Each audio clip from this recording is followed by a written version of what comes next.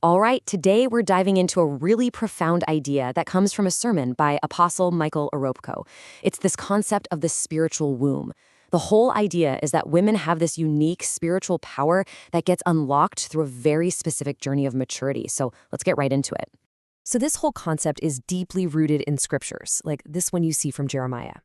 The sermon really unpacks this, explaining that the womb isn't just a physical place for creating life. No, it's a spiritual place too, a space where our divine purpose is actually formulated by God Himself. So what exactly is the spiritual womb? Well, think of it as this incredible capacity to nurture an idea, a calling, or a person until it reaches its absolute fullest potential. Like how Moses was nurtured by his mother Jochebed, or how Samuel was by Hannah. And according to this teaching, this spiritual womb is so vast, it can actually give birth to entire nations. So the big question is, how is this power activated? Well, the sermon lays out a fascinating four-stage journey of spiritual maturity. We're going to walk through it, moving from the girl all the way up to the mother, and you'll see how each stage unlocks a totally new level of impact. You can really see the progression here. It's a journey from the power of the body to the power of the mind, and then, finally, to a place of full submission to God's will. And that is when the spiritual womb is truly activated. So, let's start at the beginning. The journey begins at stage 1, the girl.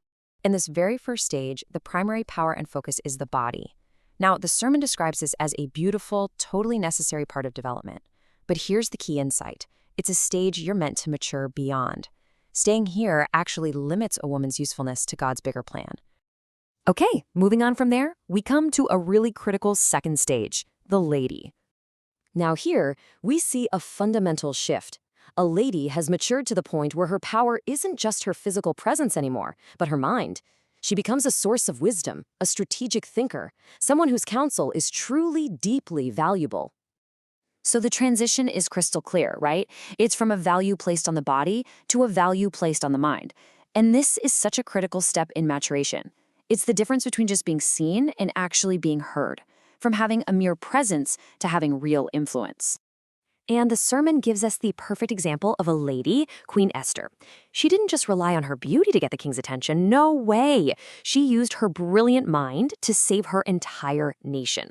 Her story is basically a masterclass in divine strategy. And get this, her strategy didn't even start in the palace. It started with spiritual preparation. Her very first move was to call the entire nation to fast for 3 days. Why? Because she knew that spiritual battles require spiritual weapons. Next up, she used protocol and pure intelligence. Instead of just bursting in with accusations, she hosts a banquet. And by inviting both the king and his wicked advisor, Haman, she masterfully draws her enemy into a carefully laid trap. And just notice her incredible patience here. I mean, even after that first banquet, when the king was ready to give her anything she wanted, she knew the timing wasn't right. So she held another banquet, waiting for that absolute perfect moment to make her move. Now that's divine intelligence at work. And when that perfect moment finally came, bam, she exposed Haman's plot and saved her people. It was her strategic mind, her wise counsel, and her patience, all those definitive qualities of a lady that secured the victory. Okay, so from the power of the mind, the journey moves even deeper into the spirit with stage 3, the wife.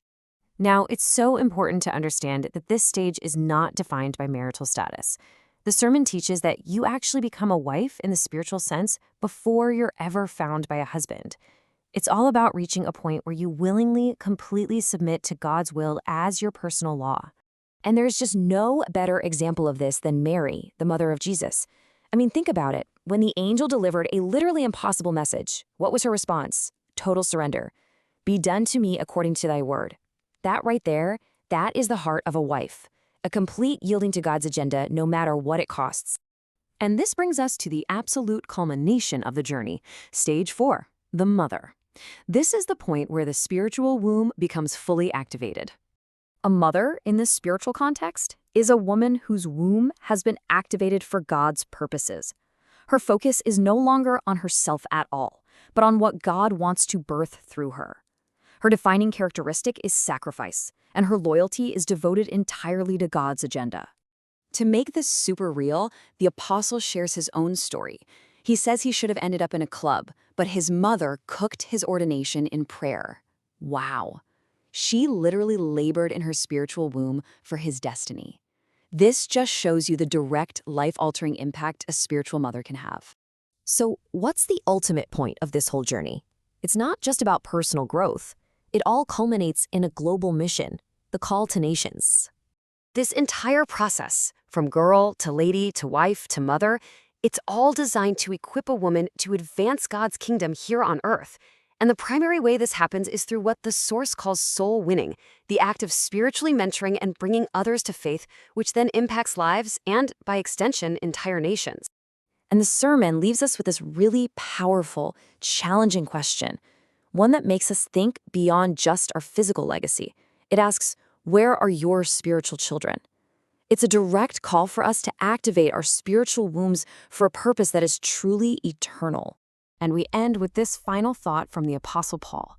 It really frames this work not as some casual suggestion, but as an urgent, absolutely essential calling. The journey of spiritual maturity finds its ultimate expression right here, in fulfilling this great commission and birthing a spiritual inheritance for generations and generations